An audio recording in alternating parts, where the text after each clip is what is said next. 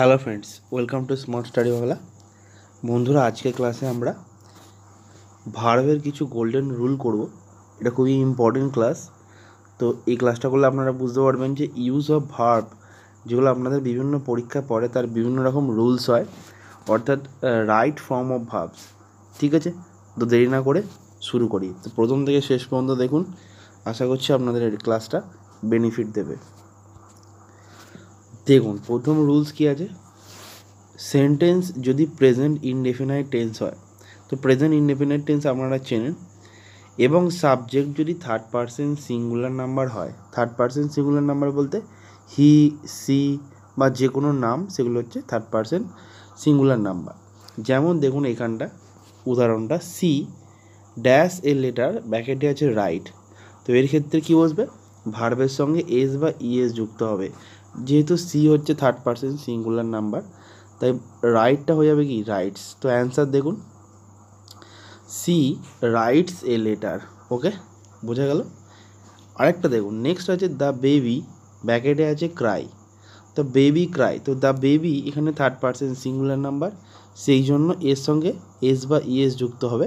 তো ওয়াইয়ের জায়গায় ওয়াই উঠে গিয়ে কী হবে, আইইএস। দেখুন, দ্য বেবি ক্রাইস, তো এটা হয়ে যাবে সঠিক উত্তর। ঠিক আছে, নেক্সট রুল, তো এটা বেসিক ছিল, এটা সকলেই জানা। আস্তে আস্তে একটু ইম্পর্টেন্ট হবে এবং বিভিন্ন রকম ডিফারেন্ট টাইপের রুলস থাকবে। তো নেক্সট দেখুন, নাম্বার 2, বিফোর দ্বারা দুটি পাস্ট টেন্স যুক্ত থাকলে বিফোরের আগের অংশে পাস্ট পারফেক্ট টেন্স এবং পরের অংশে পাস্ট ইনডেফিনাইট টেন্স হয়। এটা অ্যাকচুয়ালি পাস্ট পারফেক্ট টেন্সের গোল্ডেন রুল, এবং এটা ভিভিআই, এটা হচ্ছে ভিভিআই মানে ভেরি ভেরি ইম্পর্টেন্ট রুলস। এটা বিভিন্ন পরীক্ষার জন্য ইম্পর্টেন্ট। ঠিক আছে, যেরকম দেখুন দুটো সেন্টেন্স দেওয়া আছে, we dash our school before the bell rang. তো এখানে একটা পাস্ট টেন্স দেওয়া আছে, রিংটা হচ্ছে র্যাঙ্ক, মানে বলতে চাইছে আমরা স্কুলে পৌঁছে গিয়েছিলাম ঘন্টা বাজার আগেই।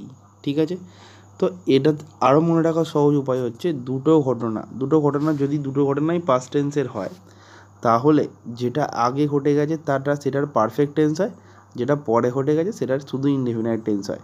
সেই কথাটা এখানে ভালোভাবে বোঝানো আছে যে বিফোরের আগে পাস্ট পারফেক্ট টেন্স হবে, অর্থাৎ হ্যাড হবে, আর বাকিটা হবে পাস্ট ইনডেফিনাইট। তো সঠিক উত্তর কী হবে, we had reached our school before the bell rang.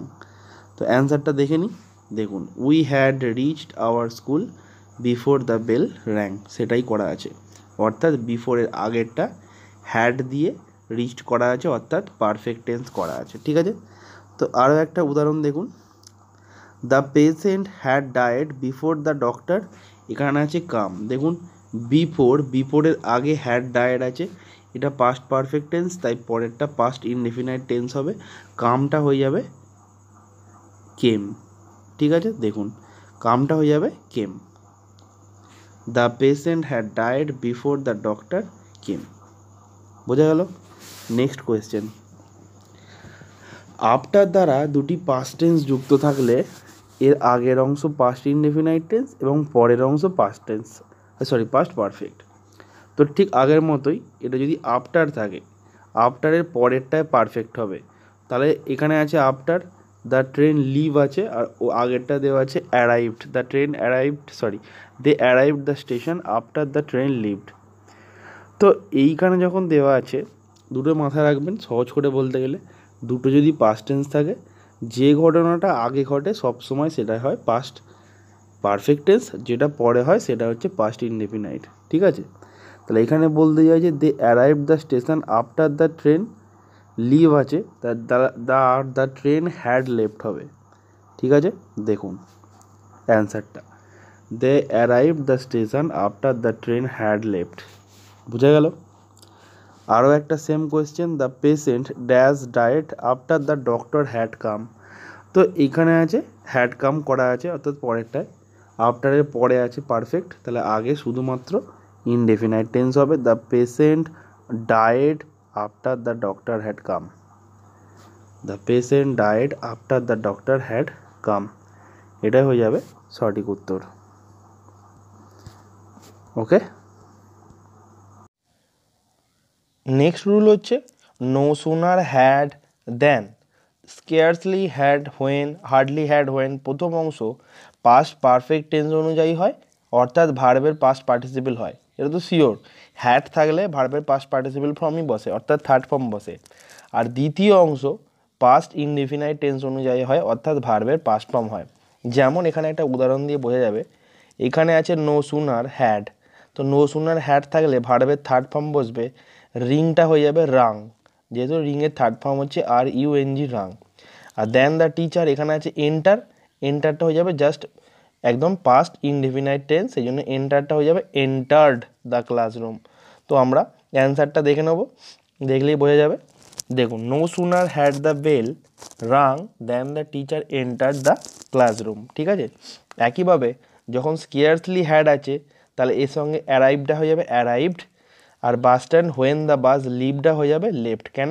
Had থাকলে ভার্বের থার্ড ফর্ম ইউজ হবে, হ্যাডের সঙ্গে যুক্ত যেটা আছে অ্যারাইভড হয়ে যাবে থার্ড ফর্ম, আর এখানে শুধুমাত্র পাস্ট ইনডেফিনাইট টেন্স হবে, লিভটা হয়ে যাবে লেফট, ঠিক আছে। তো দেখুন অ্যান্সারটা, scarcely had he arrived at the bus stand when the bus left. বোঝা গেল? নেক্সট রুল, নেক্সট রুল, সাধারণত সিন্স দ্বারা দুটি ক্লজ যুক্ত থাকলে এবং সিন্সের আগের অংশ প্রেজেন্ট ইনডেফিনাইট বা প্রেজেন্ট পারফেক্ট টেন্স হলে পরের অংশ পাস্ট ইনডেফিনাইট টেন্স হবে। ভালো করে বুঝুন, প্রেজেন্ট পারফেক্ট আমরা কীভাবে চিনি? প্রেজেন্ট পারফেক্ট বা প্রেজেন্ট ইনডেফিনাইট, প্রেজেন্ট ইনডেফিনাইট হচ্ছে অ্যাম ইজ আর থাকে, ঠিক আছে। আর প্রেজেন্ট পারফেক্টে হচ্ছে হ্যাজ বা হ্যাভ আর ভার্বের থার্ড ফর্ম, ঠিক আছে। এবার বলে যে সিন্স দিয়ে যুক্ত থাকলে তার আগের সেন্টেন্সটা হবে প্রেজেন্ট পারফেক্ট টেন্স আর পরের সেন্টেন্সটা হবে পাস্ট ইনডেফিনাইট টেন্স, ঠিক আছে। তাহলে এখানে সিন্স দিয়ে যুক্ত আছে, it is many years since he give up smoking. তো এখানে দুটো ক্লজ যুক্ত আছে, সিন্স দিয়ে যুক্ত আছে, যুক্ত থাকলে সিন্সের আগের অংশ, তাহলে সিন্সের আগের অংশ প্রেজেন্ট ইনডেফিনাইট হবে, ইনডেফিনাইট করা আছে ইট ইজ মেনি ইয়ার্স, ঠিক আছে। আর পরের অংশটা হচ্ছে পাস্ট ইনডেফিনাইট, তাহলে হি গিভটা কী হবে? He gave up. দেখুন অ্যান্সার, দেখুন হি গেভ আপ করা আছে, it is many years since he gave up smoking. বোঝা গেছে? নেক্সট আরেকটা rules, 5 years have past since he leave the house. তো এখানে সিন্স দিয়ে যুক্ত আছে আর তার আগের সেন্টেন্সটা আছে প্রেজেন্ট পারফেক্ট হ্যাভ পাস্ট, ঠিক আছে। তাহলে পরেরটা অবশ্যই সবসময় পাস্ট ইনডেফিনাইট টেন্স হবে, অর্থাৎ এই লিভ ভার্বের পাস্ট ফর্ম হবে লেফট, ঠিক আছে। তো অ্যান্সারটা দেখা যাক কী আছে, 5 years have past since he left the house, এটা হয়ে যাবে answer. Okay, 5 years have past since he left the house. বোঝা গেল? নেক্সট হচ্ছে 8। আবার সিন্স দ্বারা ক্লজ যুক্ত থাকলে এবং সিন্সের আগে ক্লজ বা বাক্যের অংশ পাস্ট ইনডেফিনাইট টেন্স থাকলে পরের অংশ ভার্বের পাস্ট পারফেক্ট টেন্স হয়। মানে এখানে অন্য জিনিস বলেছে, এখানে বলেছে যদি দুটো সেন্টেন্স সিন্স দিয়ে যুক্ত থাকে তা আর আগেরটা যদি বলেছে পাস্ট ইনডেফিনাইট হয় তাহলে পরেরটা হবে ভার্বের পাস্ট পারফেক্ট। অর্থাৎ এখানে ভালোভাবে দেখুন, এখানে আছে সিন্স দিয়ে যুক্ত আছে, এখানে আছে মেনি ইয়ার পাস্ট, মানে এটা আছে পাস্ট ইনডেফিনাইট টেন্স, তাহলে পরেরটা অবশ্যই কি বলেছে পাস্ট পারফেক্ট হবে। তাহলে এখানে যে মিট আছে, মিটটা হয়ে যাবে কি, এখানে হ্যাড হবে মিট মিট মিট, ঠিক আছে। তো কি হবে উত্তরটা দেখা যাক, many years past since I had met meet meet met, ঠিক আছে, হিম।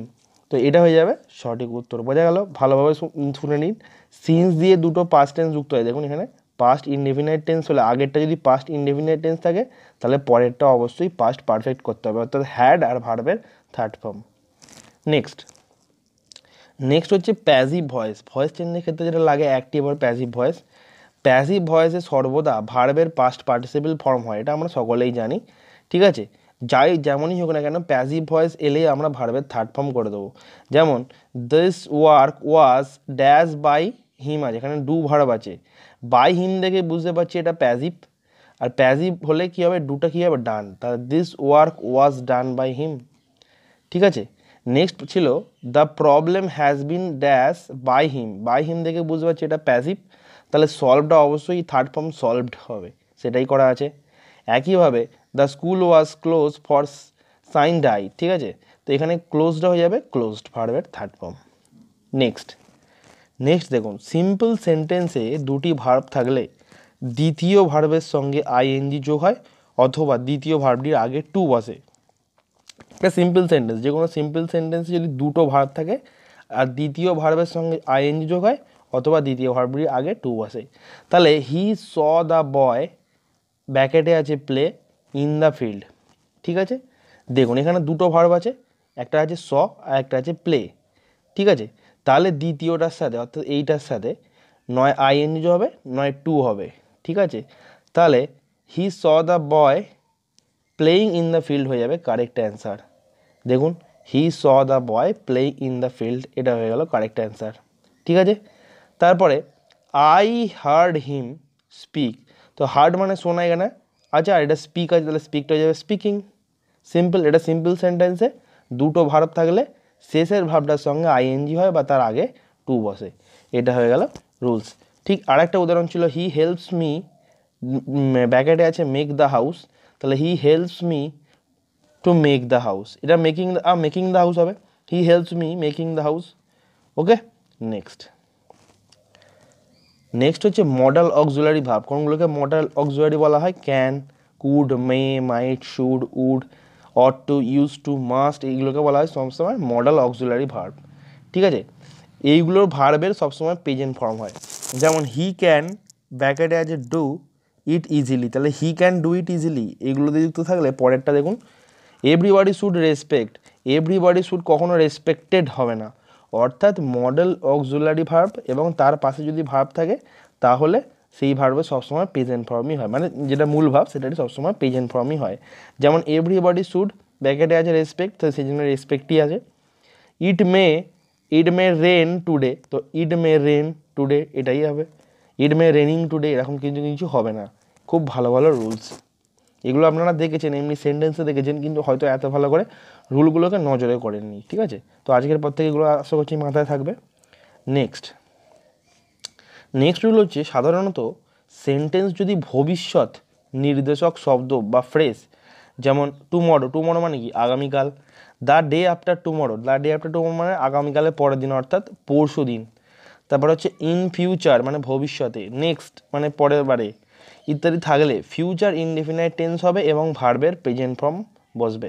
এটা হবে ফিউচার ইনডেফিনাইট টেন্স এবং ভার্বের present form. I dash to Dhaka tomorrow, এখানে টুমরো দেওয়া আছে যে আমি, তার মানে কি কালকে ঢাকায় যাব, তো এইটা বলতে চাইছে। তো এর সঠিক উত্তর কী হবে? I shall go to Dhaka tomorrow, তার মানে কি বলতে চাইছে দেখুন ভালোভাবে আরেকবার দেখে নিন। এই সেন্টেন্সগুলো যে ফ্রেজ আছে ভবিষ্যৎ নির্দেশক শব্দ, যে আগামীকালকে যাব বা ভবিষ্যতে কিছু করব, তখনই কি হবে? তখন হবে ফিউচার ইনডেফিনাইট টেন্স, সেই জন্য শ্যাল বসেছে, শ্যাল গো, আর যেমন আছে বাকিটা হয়েই গেল, আর ভার্বের প্রেজেন্ট ফর্ম। ঠিক আছে, তাহলে I shall go to Dhaka tomorrow, যেহেতু টুমরো আছে ভার্বের প্রেজেন্ট ফর্ম গোটা গোই বসে গেল। ঠিক আছে, নেক্সট ছিল একটা এখানে আছে he join there the next day, তো কী হবে? শুধুমাত্র উইল হবে, যেহেতু এটা ভবিষ্যৎ করতে হচ্ছে অর্থাৎ ফিউচার ইনডেফিনাইট করতে হচ্ছে, এবং ভার্বের প্রেজেন্ট ফর্ম জয়েন ভার্ব আছে, তো জয়েন ভার্বের প্রেজেন্ট ফর্ম জয়েনই হবে, তাহলে he will join there the next day, এই নেক্সট ডেটার জন্য এটা হলো। ওকে, নেক্সট সেন্টেন্সের সাবজেক্ট সিঙ্গুলার নাম্বার হলে ভার্ব সিঙ্গুলার হয় এবং সাবজেক্ট প্লুরাল হলে ভার্ব প্লুরাল হয়। এটা আমি আগেও করিয়েছি। The taste of mangoes, the taste of mangoes, এটা যে টু বি ব্যাকেটে, এটা সাওয়ার, তো সঠিক অ্যান্সার কী হবে? এখানে দেখতে হবে যে সাবজেক্টটা আছে সেটা সিঙ্গুলার সাবজেক্ট না প্লুরাল সাবজেক্ট। সিঙ্গুলার সাবজেক্ট হলে সিঙ্গুলার, প্লুরাল সাবজেক্ট হলে প্লুরাল। ঠিক আছে, তো এটা কী হবে? এখানে হবে ইজ। কেন? এইখানে কিন্তু ম্যাঙ্গোজ মানে অনেকগুলো আমের কথা বলেনি, এখানে টেস্টের কথা বলছি। দ্য টেস্ট অফ ম্যাঙ্গোজ, আমগুলির স্বাদ হলো টক, তাহলে দ্য টেস্ট, এখানে এই যে টেস্টের কথা বলছি, এখানে ম্যাঙ্গো দেখে ভাববেন না যেটা প্লুরাল সাবজেক্ট, অ্যাকচুয়ালি সাবজেক্ট হচ্ছে দ্য টেস্ট অফ ম্যাঙ্গোজের মধ্যে, অর্থাৎ আমগুলির যে স্বাদ সেই স্বাদটাকে বোঝাচ্ছে। The taste is sour, sour মানে টক। এবার ম্যাঙ্গোজও হতে পারে, আপেলসও হতে পারে, সেসব জানার দরকার নেই। নেক্সট হচ্ছে the flowers of the garden, তো গার্ডেনের বাগানের ফুলগুলি, এখানে দ্য ফ্লাওয়ার্স। ঠিক আছে, the flowers of the garden are beautiful হবে। ঠিক আছে, কারণ দ্য ফ্লাওয়ার্স হচ্ছে প্লুরাল, সাবজেক্ট, সেই জন্য প্লুরাল ভার্ব ইউজ হবে আর। নেক্সট, মূল ভার্বের আগে টু বি বা হ্যাভিং থাকলে ভার্বের পাস্ট পার্টিসিপল ফর্ম হয়। পাস্ট পার্টিসিপল ফর্ম মানে ভার্বের থার্ড ফর্ম অর্থাৎ V3 ফর্ম। বলছি মূল ভার্বের আগে টু বি বা হ্যাভিং থাকলে, তাহলে মূল ভার্ব এখানে দেখ একটা সেন্টেন্স দেখি, a community centre is going to be establish আছে, তাহলে মূল ভার্ব হচ্ছে এস্টাবলিশ, তার আগে টু বি আছে, তো টু বি থাকার জন্য এটা কি হবে, এস্টাবলিশটা এস্টাবলিশড, ঠিক আছে, ভার্বের থার্ড ফর্ম হবে, পাস্ট পার্টিসিপল ফর্ম হবে। ঠিক একইভাবে আই ডু নট মাইন্ড ব্যাকেটে আছে হ্যাভ এ কাপ অফ টি, এখানে হ্যাভ মানে খাওয়া, সেটা হচ্ছে একটা মূল ভার্ব এবং তার আগে কি আছে, এখানে আছে আই ডু নট মাইন্ড, আচ্ছা হ্যাঁ মাইন্ড কী হবে, হ্যাভটা হয়ে যাবে হ্যাভিং, ঠিক আছে। তাহলে মূল ভার্বের আগে টু বি বা হ্যাভিং থাকলে ভার্বের পাস্ট পার্টিসিপল ফর্ম হয়, সেটাই বলা আছে। Next, as if, as though, উইস ইত্যাদি থাকলে সাবজেক্টের পরে বি ভার্বের পরিবর্তে ওয়্যার বসে। As if, as though, wish ইত্যাদি থাকলে সাবজেক্টের বি ভার্বের পরিবর্তে ওয়্যার বসে। ভেরি ভেরি ইম্পর্টেন্ট রুলস আমি বলেছিলাম। If I were a bird, ঠিক আছে, মানে যদি আমি পাখি হই, I will fly in the sky, আমি আকাশে উড়ে যাব। তো জীবনে কখনো আমি হয়তো আর পাখি হতে পারবো না, তো এগুলো আমার অবাস্তব কল্পনা। তো সেই জন্য এই যে অবাস্তব উইশগুলো আছে, সেই জন্য আমরা সাবজেক্টের যে বি ভার্বের পরিবর্তে আমরা সেখানে ওয়্যার ব্যবহার করতে পারি, ঠিক আছে। তো এখানে আছে হি behaves as if he dash a leader, তাহলে হি ওয়্যার এ লিডার, ঠিক আছে। দেখুন সেন্টেন্সটা অ্যান্সার দেখলে নিশ্চয়ই বুঝতে পারবেন। দেখুন, he behaves as if he were a leader, সে এমন ব্যবহার করছে যেন সে লিডার ছিল, মানে নেতা হতে পারছে, যদি সে নেতা হতো। তো এখানে সে তো কোনোদিন হয়নি, তাই এটা অবাস্তব কল্পনা, ঠিক আছে। বা এখানে অ্যাজ ইফ দিয়ে বোঝানো আছে, অ্যাজ ইফ, এই জন্য অ্যাজ ইফ এখানে আছে, তাহলে এর সঙ্গে আমাকে ওয়্যার বসাতেই হবে, ঠিক আছে। Next, I wish I dash a millionaire, এখানে উইশ আছে, আই উইশ এটা আমার কল্পনা, অবাস্তব কল্পনা, সেই জন্য আয়ের পাশে কখনো ওয়্যার বসে না, কিন্তু এই ক্ষেত্রে ওয়্যার বসবে, I wish I were a millionaire, ঠিক আছে। নেক্সট হচ্ছে অ্যাজ ইফ, অ্যাজ দো দ্বারা দুটি ক্লজ যুক্ত থাকলে প্রথম ক্লজটি প্রেজেন্ট টেন্স হলে পরবর্তী ক্লজটি পাস্ট ইনডেফিনাইট টেন্স হয়। প্রথম ক্লজটি পাস্ট টেন্স থাকলে পরেরটা পাস্ট পারফেক্ট টেন্স। এটা খুব ভালো একটা রুলস, ঠিক আছে। দেখুন, অ্যাজ ইফ, অ্যাজ দো দ্বারা দুটি ক্লজ যুক্ত থাকলে প্রথম ক্লজটি প্রেজেন্ট টেন্স, যদি দেখুন প্রথম ক্লজটি যদি প্রেজেন্ট টেন্স থাকে, উদাহরণ দিয়ে হি behaves as if he dash the car, তো এখানে অ্যাজ ইফ দিয়ে যুক্ত আছে, তার আগের যে ক্লজটা আছে বিহেভস, এটা হচ্ছে প্রেজেন্ট টেন্স, আর প্রেজেন্ট টেন্স থাকলে পরেরটা পাস্ট ইনডেফিনাইট হবেই হবে। তো হি বাইটা হয়ে যাবে ব্রট, সেই জন্য এখানে হয়ে গেছে ব্রট, এটা খুব ভালো নিয়ম বোঝা গেল। আর একটা হচ্ছে যে যদি প্রথম ক্লজটা যদি পাস্ট টেন্সেই দেওয়া থাকে, যেমন এখানে আছে he spoke as though he dash a great job, এখানে ব্যাকেটে আছে ডু, এখানে দো আছে, আর তার আগের সেন্টেন্সটা আছে ক্লজে কী আছে, পাস্ট ইনডেফিনাইট আছে, এটা স্পিকটা আছে, স্পোক অলরেডি পাস্ট ইনডেফিনাইট করাই আছে, তাহলে পরের ক্লাসটা পরের যে ভাবটা হবে সেখানে পাস্ট পারফেক্ট টেন্স ইউজ হবে, অর্থাৎ হ্যাড আর থার্ড ফর্ম। তো হি ব্যাকেটে যে ডু আছে, ডুটার জায়গায় হবে হ্যাড আর থার্ড ফর্ম ডান, ঠিক আছে, সেই জন্য আছে he had done a great task. তো বন্ধুরা, হয়তো ক্লাসটা আপনাদের অনেকটা বোরিংও লাগলো, কিন্তু রুলসগুলো খুব ভালো, সেই জন্য আপনাদের ক্লাসটা দিলাম। ভালো লাগলে লাইক দেবেন, না লাগলে ডিসলাইক দেবেন, ঠিক আছে। তো দেখা হবে নেক্সট ক্লাসে, থ্যাংক ইউ।